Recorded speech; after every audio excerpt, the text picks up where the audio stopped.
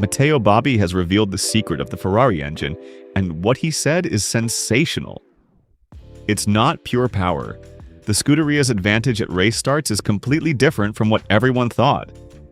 And when you understand exactly what it is, you'll realize why Mercedes is in serious trouble at Melbourne. The paddock is in shock after what Ferrari showed in Bahrain, and Hamilton's start simulation from 11th to 1st is the definitive proof. During the Formula One tests in Bahrain, we asked Matteo Bobbi whether Ferrari's great effectiveness shown in start simulations, together with the Ferrari-powered Haas, was the signal of a particularly powerful engine. The answer was technical and very clear. The advantage seen at lights out is not linked to the power unit's absolute power. The advantage Ferrari has right now is determined by that, not by the engine's absolute power, Bobbi clarified. Bobbi explained that with the new regulations, the turbo behavior has changed radically. This year there's a problem. The turbines need to be somewhat preloaded. The MGU-H from last year has been removed, which served precisely to avoid that turbo lag, meaning that turbine delay. This no longer exists. Without the MGU-H, the cars must charge the turbine differently before the start. When the machines arrive on the starting grid, they must remain a certain number of seconds with the engine at a certain rotational speed to charge the turbine properly. The central point concerns the fundamental design choices made months before the season. Whoever has a slightly smaller dimensioned turbine has more ease in making it spin.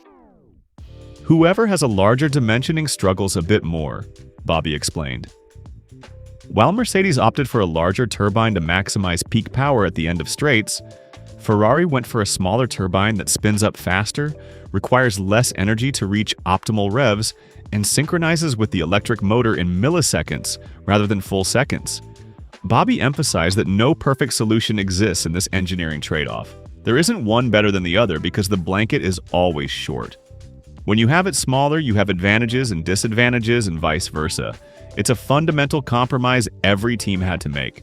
However, one of the key advantages of a more compact turbine like Ferrari's is precisely the start phase. One of the advantages in having a small turbine is that at the start you manage to make it spin better and reach operating speed faster. This is not a software adjustment that rivals can replicate overnight. It's a hardware-level advantage embedded in the machine's DNA. Ferrari produces torque much faster than competitors exiting tight corners like Turn 1 and Turn 10. Mercedes could eventually reach a higher top speed of 345 km per hour, but since Ferrari reaches its speed curve much earlier, they've already built a gap while Mercedes is still waiting for its larger turbine to deliver the full boost. The moment that literally froze the paddock was Lewis Hamilton's start simulation. Under the convoluted 2026 protocols, Hamilton rocketed from a virtual 11th position on the grid to first before even reaching the first corner. In an era where George Russell admits that starts are their highest obstacle, the SF-26 launches itself like a mechanical slingshot. The 2026 procedures require maintaining a perfect balance between turbo rev management, 350 kilowatt electric motor synchronization, and precise clutch bite point sensitivity. Ferrari's absolute fluidity in this domain has triggered a red alert at Mercedes, with Russell confessing that his starts have been the worst he's ever experienced in Formula One. Ferrari's brutal superiority in those opening seconds could actually render Mercedes' strategic plans obsolete in the first 200 meters of the Melbourne race. Position is everything in modern Formula One, and losing it at the start is almost impossible to recover from. Ferrari's aero philosophy isn't just about downforce generation. It's built around keeping the battery charged throughout the lap. The much-discussed rear wing performing a 180-degree rotation doesn't just guarantee raw top speed on the straights. The primary objective is minimizing electrical deployment requirements on straights. When the wing executes its complete inverted profile rotation, it virtually eliminates the drag coefficient entirely. This allows Ferrari to reach competitive speeds while drawing 15 to 20% less energy from the battery compared to rivals. They then treat this saved energy like a bank account, storing it for defensive maneuvers or aggressive overtake mode bursts later in the lap. It's the most brilliant energy management solution in the paddock right now. Given gearbox limitations and internal packaging constraints, copying this system mid-season appears technically impossible for rivals. The advantage is baked into the fundamental architecture. Lewis Hamilton integrated himself into SF26 development months ago via the simulator, explicitly telling Fred Vasseur, "My DNA must be in this car." The rear instability that plagued his last 3 years at Mercedes seems to have been eradicated by Ferrari's new diffuser and exhaust configuration. Ferrari engineers developed a system that directs exhaust gases into the diffuser vanes during deceleration, literally sucking the car toward the track under braking. This allows Hamilton to reclaim his signature late braking style that made him so devastating in his championship years. When Hamilton describes the car as fundamentally different from anything he's ever driven before, that connection is reflected in his metronomic consistency throughout testing sessions. Mercedes has every reason to be afraid.